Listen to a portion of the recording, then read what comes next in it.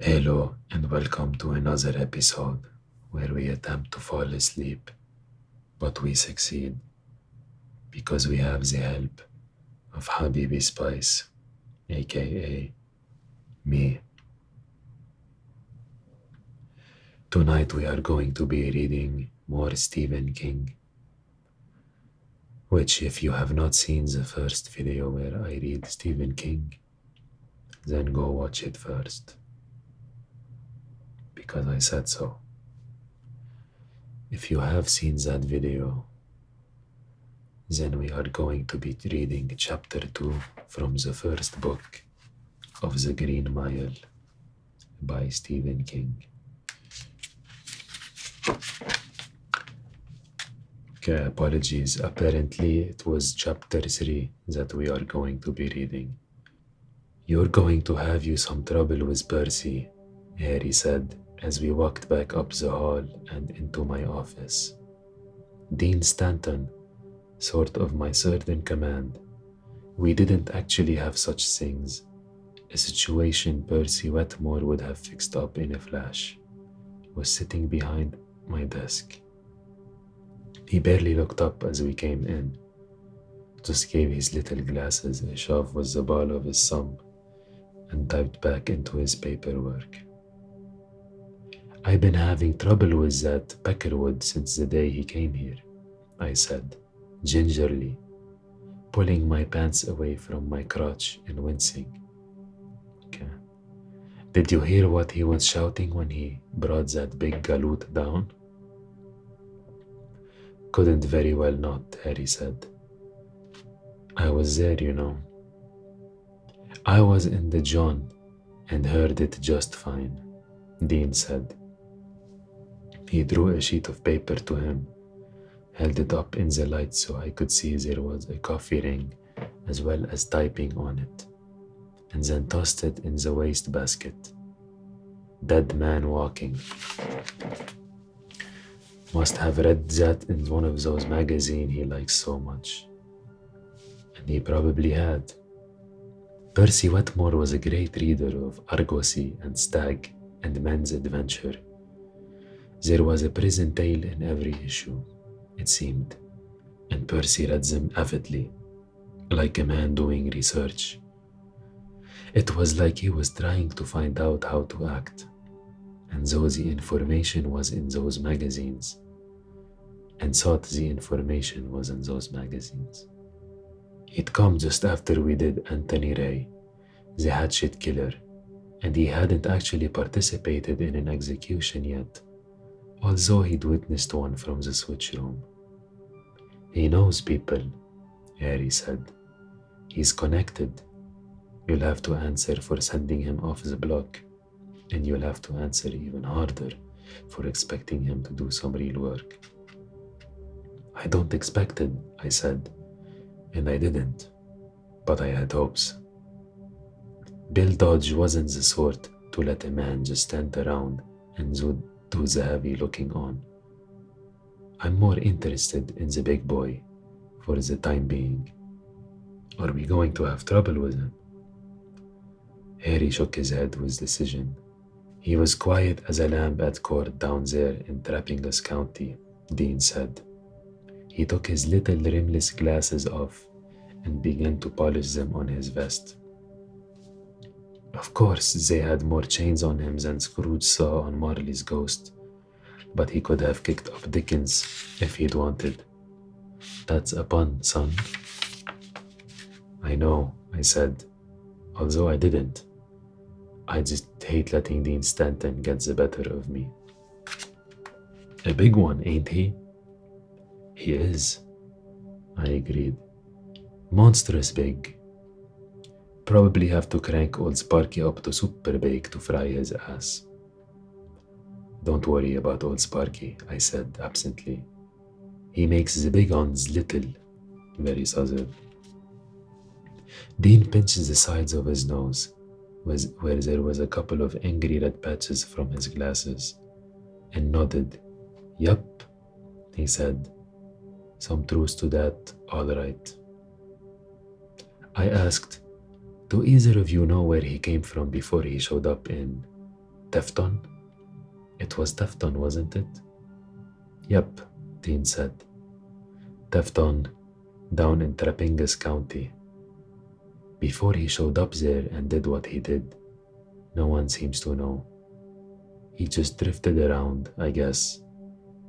You might be able to find out a little more from the newspapers in the prison library, if you're really interested.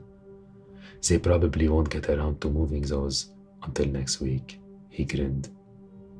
You might have to listen to your little buddy bitching and moaning upstairs, though. I might just go have a peek anyway, I said. And later on that afternoon, I did. The prison library was in back of the building that was going to become the prison auto shop. At least, that was the plan. More pork in someone's pocket was what I thought. But the depression was on, and I kept my opinions to myself. And the way I should have kept my mouth shut about Percy. But sometimes, a man can't help it. Clapped tight. Can't keep it clapped tight. A man's mouth gets him more in trouble than his pecker ever could, most of the time. And the auto shop never happened anyway. The next spring, the prison moved 60 miles down the road to Brighton. More backroom deals, I reckon. More barrels of pork. Wasn't nothing to me.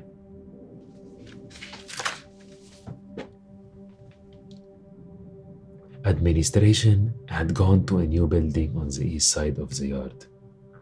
The infirmary was being moved. Whose country bumpkin idea it was to put an infirmary on the second floor in the first place was just another of life's mysteries.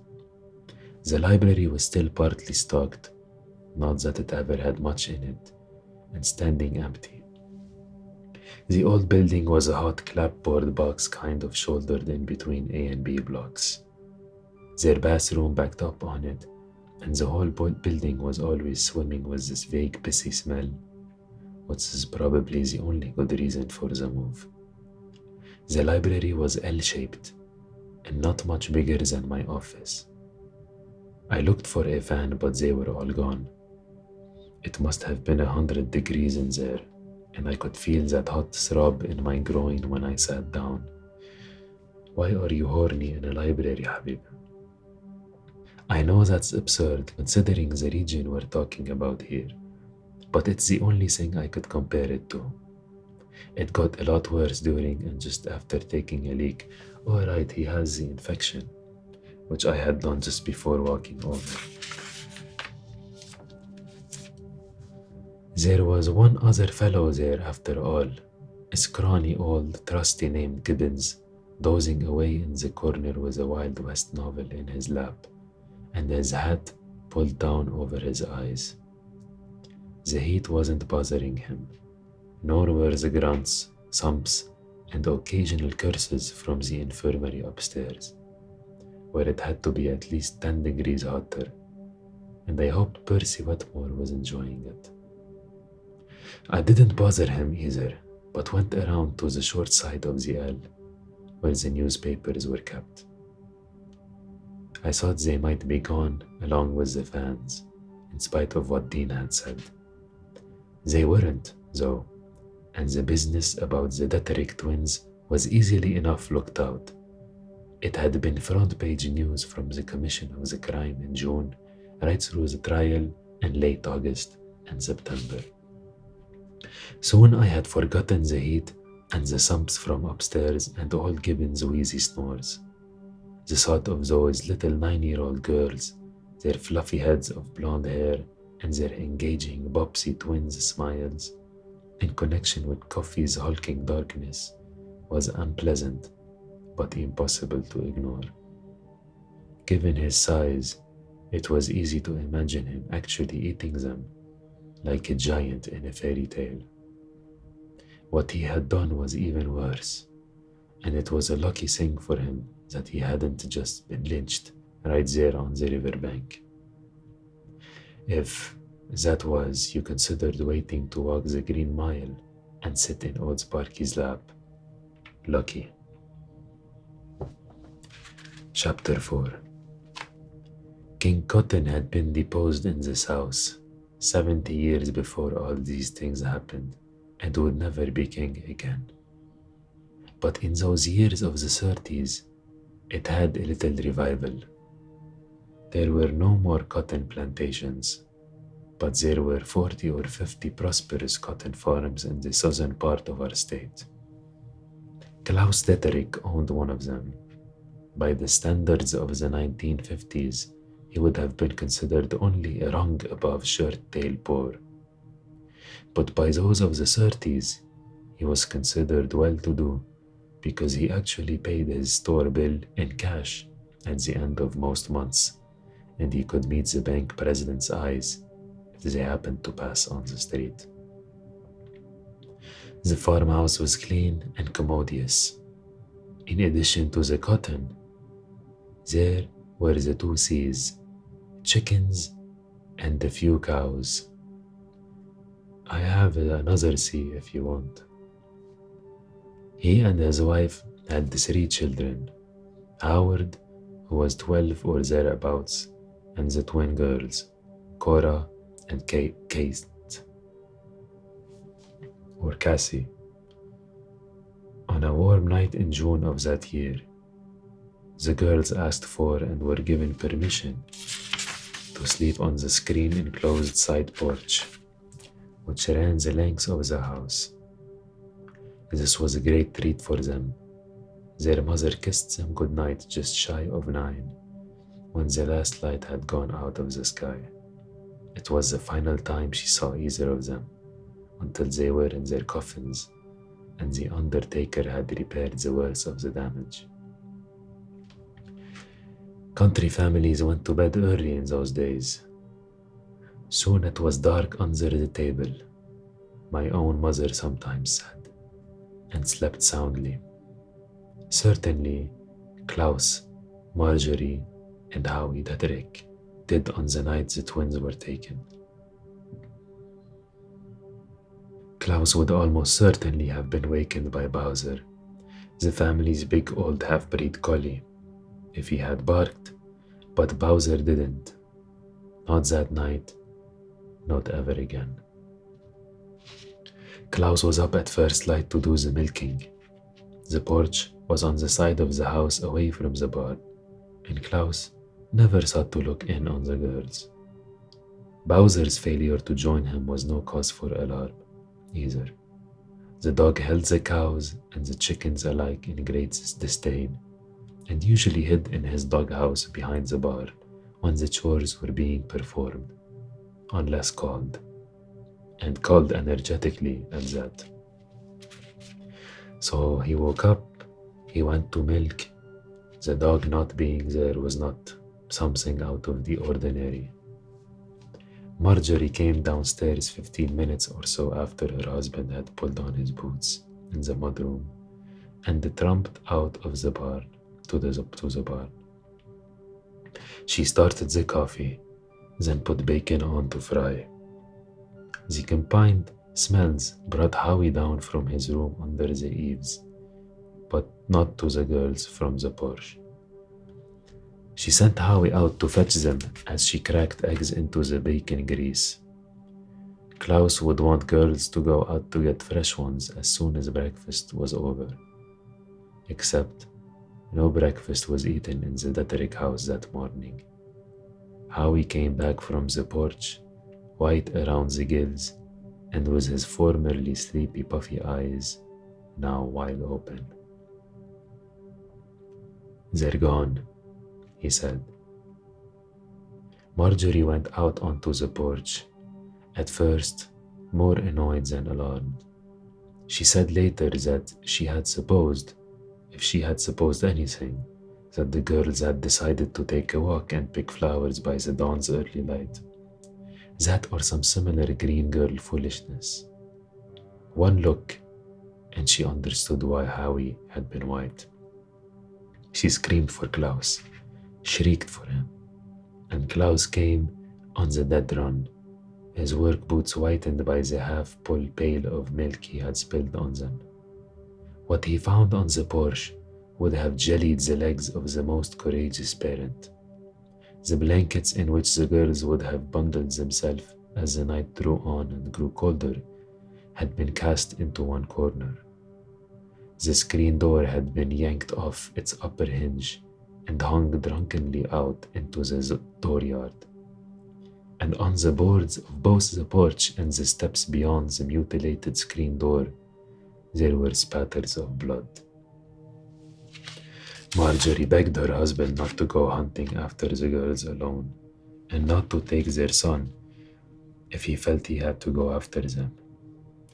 But she could have saved her breath.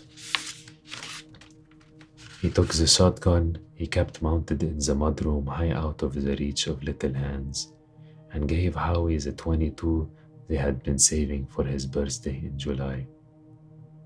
Then they went, neither of them paying the slightest attention to the shrieking, weeping woman who wanted to know what they would do if they met a gang of wandering hobos. Then they went, neither of them paying the slightest attention to the shrieking, weeping woman who wanted to know what they would do if they met a gang of wandering hobos escaped from the county farm over in Ladok. In this, I think the men were right, you know. The blood was no longer runny, but it was only tacky yet, and still closer to true red than the maroon that comes when the blood had well dried. The abduction hadn't happened long ago. Klaus must have reasoned that there was still a chance for his girls, and he meant to take it. Neither one of them could track worth a damn. They were gatherers, not hunters. Men who went into the woods after coon and deer in their seasons, not because they much wanted to, but because it was an expected thing. And the dooryard around the house was a blighted patch of dirt with tracks all overlaid in a meaningless tangle. They went around the barn and saw almost at once why Bowser, a bad biter but a good barker, hadn't sounded the alarm. He lay half in and half out of a doghouse, which has been built of leftover barn boards. His head turned most of the way around on his neck. It would have taken a man of enormous power to have done that to such a big animal. The prosecutor later told John Coffey's jury, and then he had looked long and meaningfully at the hulking defendant, sitting behind the defense table with his eyes cast down and wearing a brand new pair of state-bought bib overalls that looked like damnation in and of themselves. Besides the dog, Klaus and Howie found the scrap of cooked link sausage. The theory, a sound one, I have no doubt, was that Coffey had first charmed the dog with treats, and then, as Bowser began to eat the last one, had reached out his hands and broken its neck with one mighty snap of his wrists. Beyond the barn was Detrick North's pasture, where no cows would graze that day. It was drenched with morning dew, and leading off through it, cutting on a diagonal to the northwest and plain as day, was the beaten track of a man's passage. Even in his state of near hysteria, Klaus Detrick hesitated at first to follow it. It wasn't fear of the man or men who had taken his daughters. It was a fear of following the abductor's back trail, of going off in exactly the wrong direction at a time when every second might count.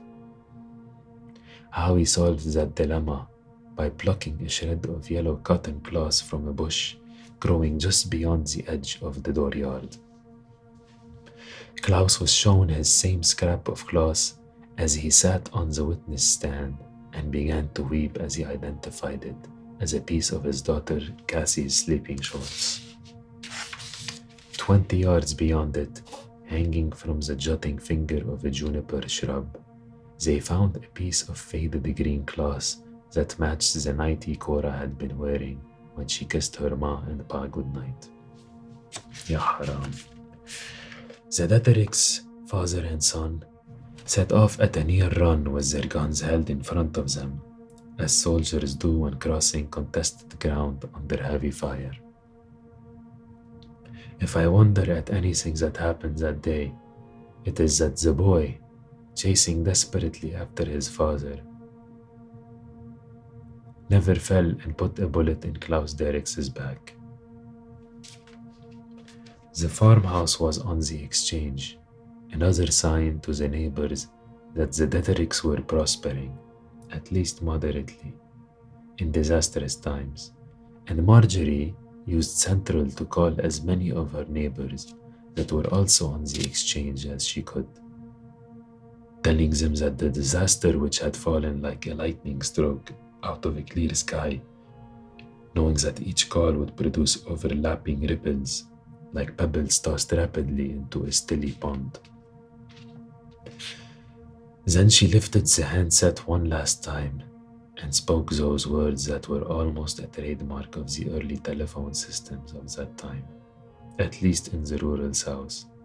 "Hello, Central, are you on the line?" Central was, but for a moment could say nothing. That worthy woman was all agog. At last she managed. "Yes, ma'am.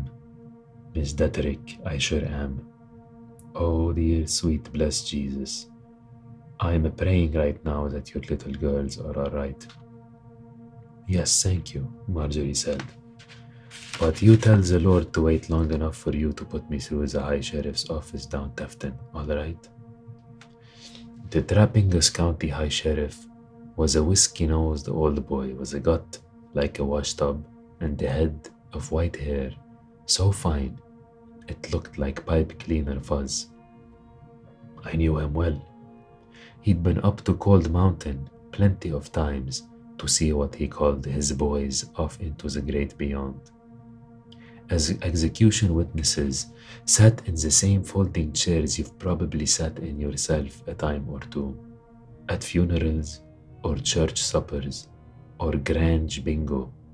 In fact, we borrowed ours from the mystic tie number 44 Grange back in those days.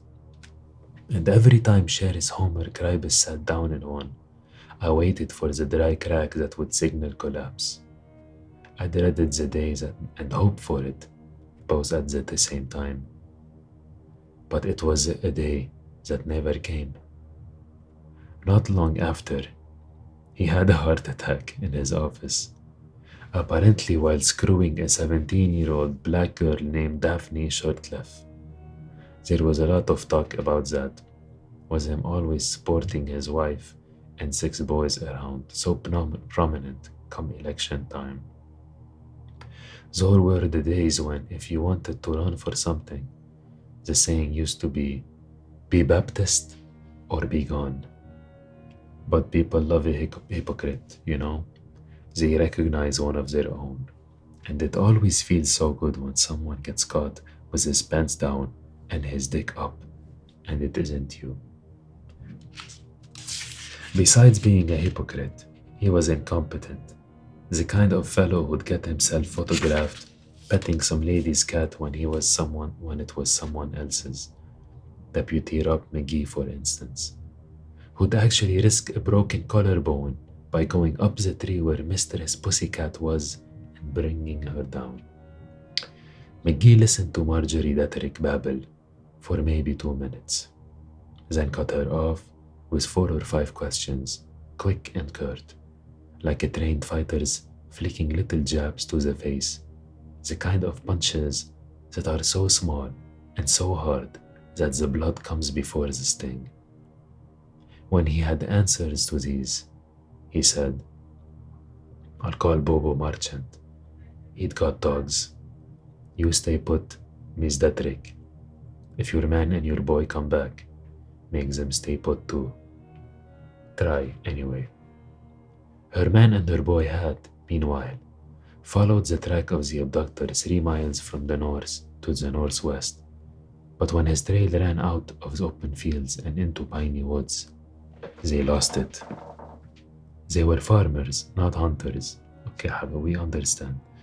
as I have said, and by then they knew it was an animal they were after. Along the way, they had found the yellow top that matched Casey's shorts and another piece of Cora's nightie. Both items were drenched with blood, and neither Klaus nor Howie was in as much of a hurry as they had been at the start. A certain cold certainty must have been filtering into their hot hopes by then, working its way downward the way cold water does, sinking because it is heavier. They cast into the woods looking for signs, found none. Cast in a second place with a similar jack of result, then in a third.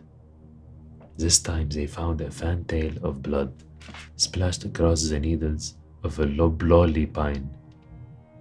They went in the direction it seemed to point for a little way, then began the casting about process again. It was by then 9 o'clock in the morning, and from behind them they began to hear shouting men and baying dogs. Rob McGee had put together a jackleg posse in the time it would have taken Sheriff Kribus to finish his first brandy-sweetened cup of coffee, and by 1:15 they reached Klaus and Howie the Derrick, the two of them stumbling desperately around on the edge of the woods. Soon the men were moving again, with Bobo's dogs leading the way. McGee let Klaus and Howie go on with them. They wouldn't have gone back if he'd ordered them, no matter how much they dreaded the outcome.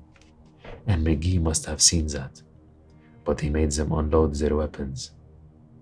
The others had done the same. McGee said it was safer. What he didn't tell them was that the Detricks were the only ones who had been asked to turn their loads over to the deputy. Half distracted and wanting only to go through to the end of the nightmare and be done with it, they did as asked. When Rob McGee and the Detricks got the Detricks to unload their guns and give him their loads, he probably saved John Coffey's miserable excuse for a life. The baying, yelping dogs pulled them through 2 miles of scrub pine, always on the same rough northwest heading. Then they came out on the edge of the Trappingos River, which is wide and slow at that point, running southwest through low, wooded hills where families named Cray and Robinette and Duplessis still made their own mandolins and often spat out their own rotted teeth as they plowed. I knew their families. Most of them had sent Sparky a meal from time to time. On the far side of the river, the members of the posse could see the June sun glinting off the steel rails of a great southern branch line, about a mile downstream to their right. A trestle crossed towards the coal fields of West Green. Here they found a wide, trampled patch in the grass and low bushes, a patch so bloody that many of the men had to sprint back into the woods and relieve themselves of their breakfasts. They also found the rest of Cora's nightgown laying in this bloody patch, and Howie, who had held up admirably until then, reeled back against his father and nearly fainted. And it was here that Bobo Marchant's dog had their first and only disagreement of the day. There were 6 in all, 2 bloodhounds, 2 blue tick hounds, and a couple of those terrier-like mongrels border Southerners call coonhounds. The coonies wanted to go northwest, upstream along the Trappingos. The rest wanted to go in the other direction, southeast. They all got tangled in their heads, tangled in their leads, and although the papers said nothing about this part, I could imagine the horrible curse Bobo must have rained down on them as he used his hands, surely the most educated part of him, to get them straight, turned around again.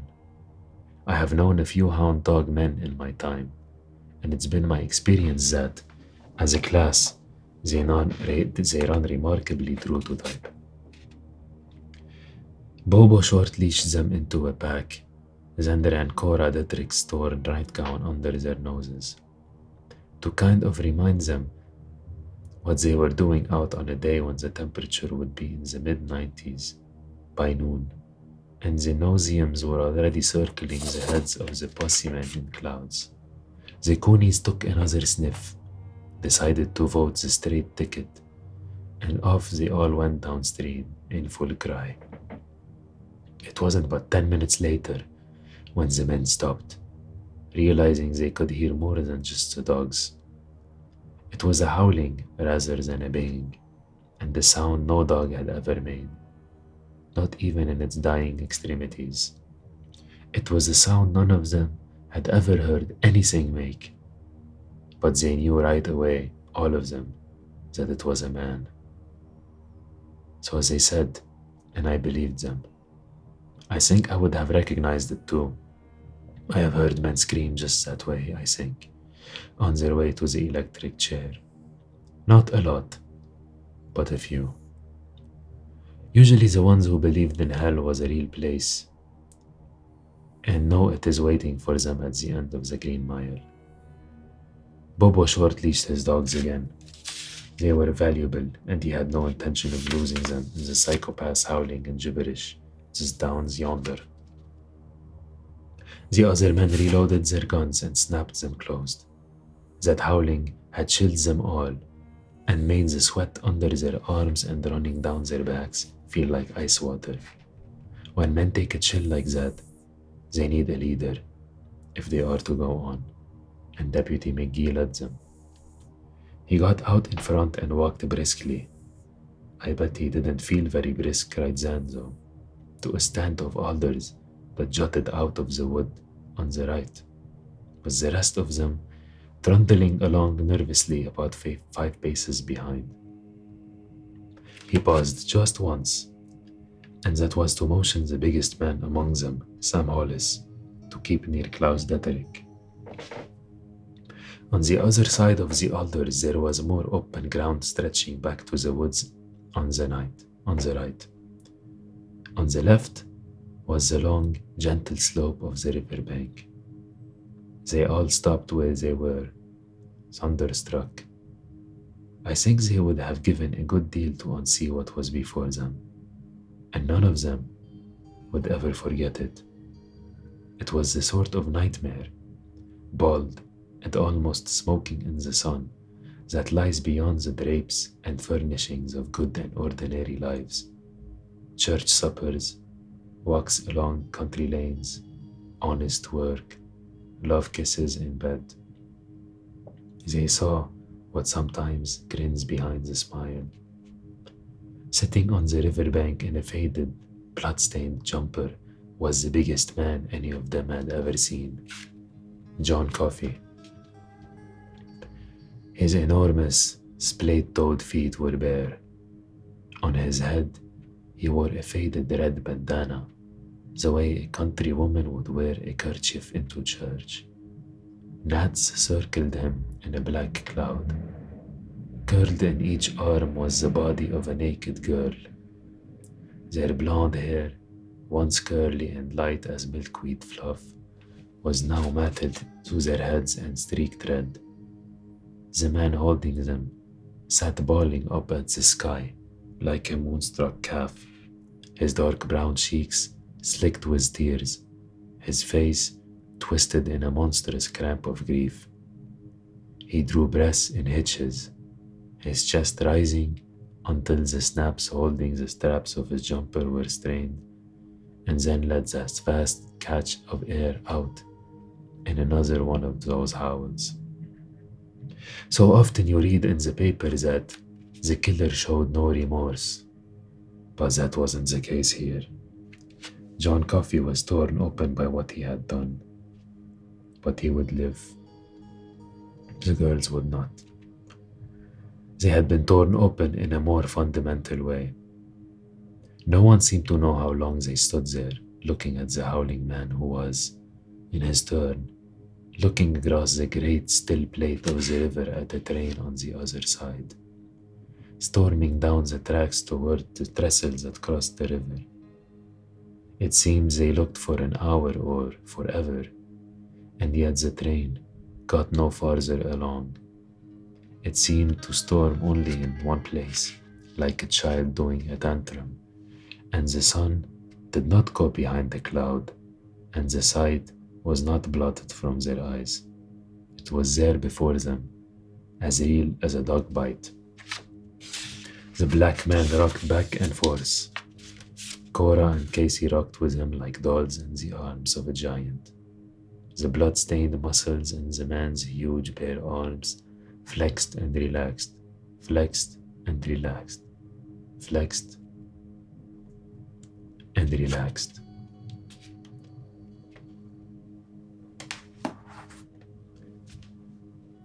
I think this is a good way to end this part.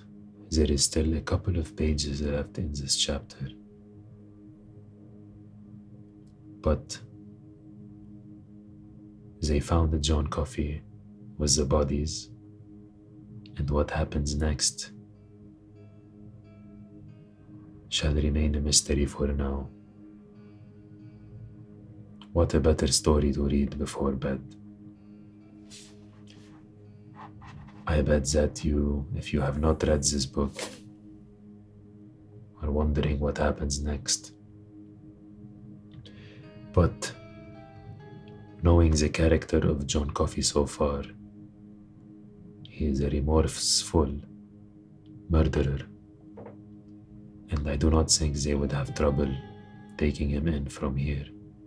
Let's focus on the good dreams we're going to have that do not involve bodies that are open in half. I think you can do that for me. I think you are capable of doing that, because if you made it this far into this video, or this far into this audio, then I'm sure you've made it way farther in other ventures of your life. And you are not the type of person who would stop a project dead in its tracks, but you are the type who would keep going until the mission is accomplished. And the mission here is to fall asleep. I hope you have a good night. I hope you sleep well. And I will see you next time.